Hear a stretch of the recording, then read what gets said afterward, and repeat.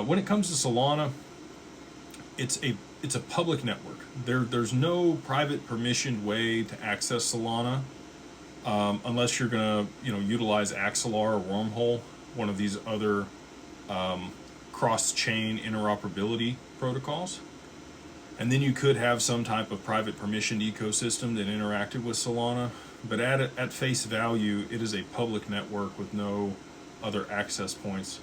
And so it's only going to be public infrastructure or goods that are going to be available on Solana. Now, you can do token gating on Solana and have some privacy. But as far as institutional adoption, they want their own private permissioned ecosystem that they have full governance over, that allows them to connect to a mainnet for liquidity.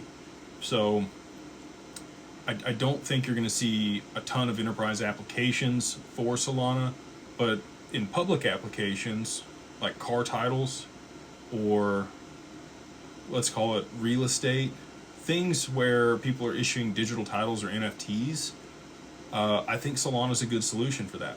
And I think it could stick around and work in that capacity. They've done a lot to, shore up the network and not have the outages that they used to have. But that's also kind of a deterrent for institutions, as they're concerned. Microsoft's threshold for outage, like what's okay and acceptable for them, is like 3 milliseconds a year. They're not going to put that on a network that has a history of going down.